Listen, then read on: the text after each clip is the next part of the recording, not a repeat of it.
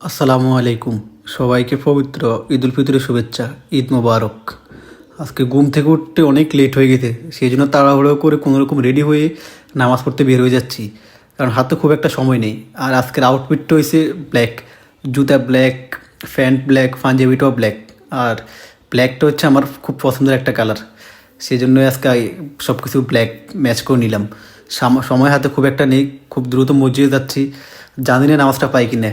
ইনশাল্লাহ আশা করি যাই নামাজটা পাবো। মসজিদের খুব সামনে চলে আসছি, অলরেডি এখন আমি মসজিদের সামনেই আছি। আর নামাজ মেবি দাঁড়িয়ে গেছে, যার কারণে সবাই খুব তাড়াহুড়ো করতেছে। হ্যাঁ, নামাজ অলরেডি দাঁড়িয়ে যাচ্ছে, সবাই খুব তাড়াতাড়ি করতেছে। যাক আলহামদুলিল্লাহ, অবশেষে নামাজটা পেলাম।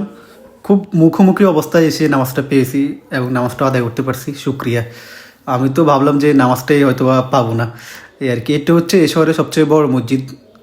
আশেপাশে যত মানুষগুলো আছে সবাই এই মসজিদে আসে ঈদের নামাজটা আদায় করে, বা জুমার নামাজ, অন্য নামাজ আদায় করে।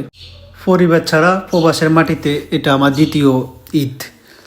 আজকের এই দিনটাতে পরিবারকে খুব মিস করতেছি, আর স্পেশালি আমার বোনের ছোটো মেয়েদেরকে, প্লাস ভাগিনা ভাতিজি সবাইকে খুব মিস করতেছি। ঈদের দিনটা নিজ দেশে ফ্যামিলির সাথে ঈদ করার আনন্দটা আসলে খুব অন্যরকম। তো নামাজটা শেষ করে এখন বাসার দিকে রওনা দিচ্ছি, বাসা যেতে হবে। আলহামদুলিল্লাহ নামাজটা শেষ করে বাসা চলে আসছি। আল্লাহ কাছে শুক্রিয়া যে এত শর্ট টাইমে গিয়ে তারপর নামাজটা আদায় করতে পেরেছি, এটাই সবচেয়ে বড় শুক্রিয়া। আর সবাই একটা সুন্দর হোক, আনন্দময় হোক।